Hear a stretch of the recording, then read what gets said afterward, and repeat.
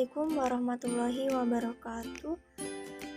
Perkenalkan, saya Dea Ayu Fatmawati dari kelompok 10 dengan NPM 21111000184. Saya Putri Adelia dengan NPM 21111000101.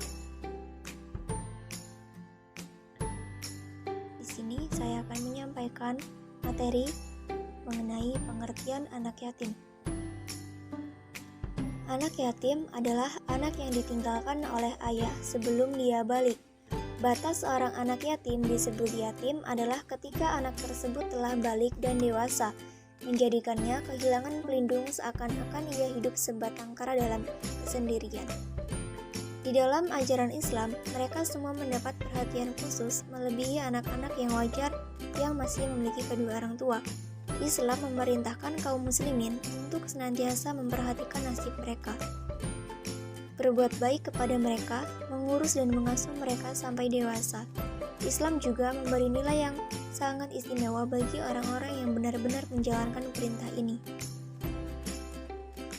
Meski tidak memiliki orang tua dan tidak merasakan kasih sayang mereka, anak yatim ini memiliki status yang mulia, seperti yang terdapat dalam Al-Quran, bahwa anak yatim tidak dianggap rendah, bahkan ia memperoleh kedudukan yang tinggi.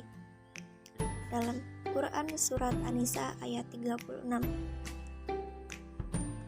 Allah Subhanahu wa Ta'ala juga menjelaskan bahwa tanda umat Islam yang mendustakan agamanya adalah orang yang tidak memperhatikan anak yatim. Artinya, ia belum memiliki kesempurnaan iman jika tidak memperhatikan anak yatim, meskipun ia sudah melakukan aktivitas ibadah lainnya.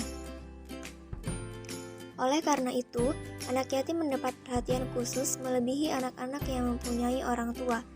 Islam juga menganjurkan kaum muslimin untuk memperhatikan nasib mereka, berbuat baik kepadanya, mengurus dan mengasuhnya hingga dewasa.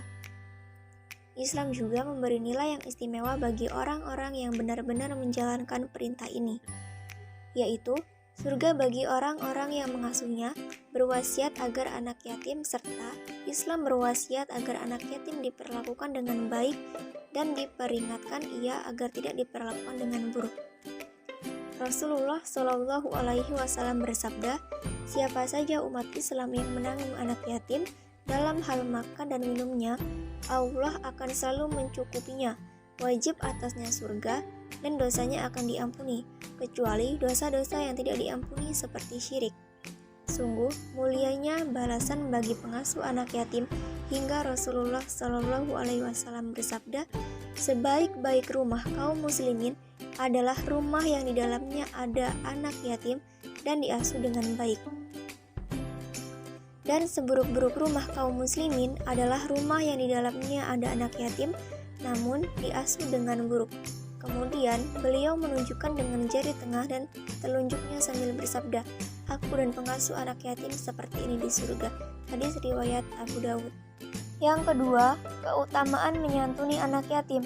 Keutamaan orang yang mengasuh anak yatim yaitu orang yang menyantuni anak yatim di dunia akan menempati kedudukan yang tinggi di surga dekat dengan kedudukan Rasulullah Shallallahu Alaihi Wasallam.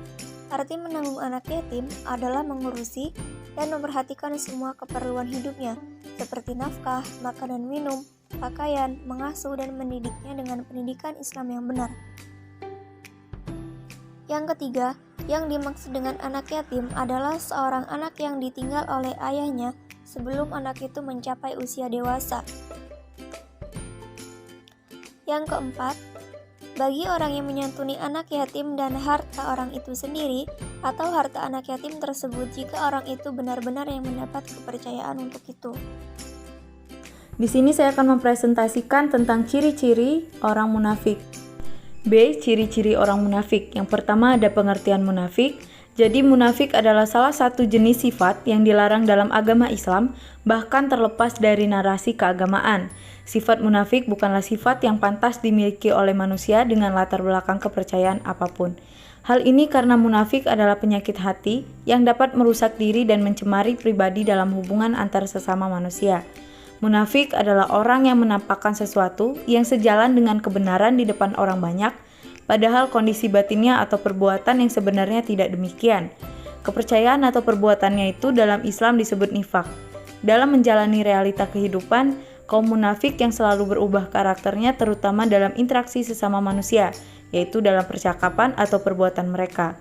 Oleh karena itu, manusia yang lainnya dapat mengetahui sosok pribadi mereka melalui sifat bicaranya, yaitu dengan memperhatikan kesesuaian antara apa yang diucapkan dengan apa yang diyakini dalam hatinya.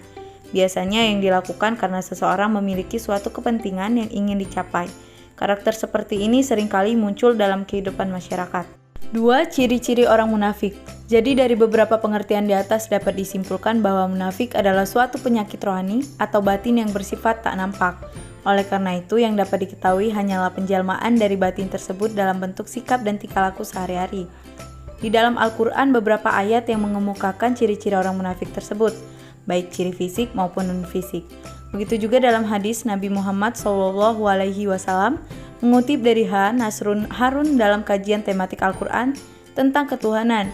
Ciri-ciri orang munafik, yang pertama ada bersikap ragu terhadap Islam, kedua tidak bisa dipercaya, ketiga suka melakukan tipu daya, keempat bangga atas dosa yang diperbuat, kelima bermuka dua, keenam iri dan dengki, ketujuh benci hukum Allah dan Rasul-Nya, ke-8 berorientasi pada hal duniawi, yang ke-9 egois dan ria, yang ke-10 suka menyebar fitnah dan kebohongan.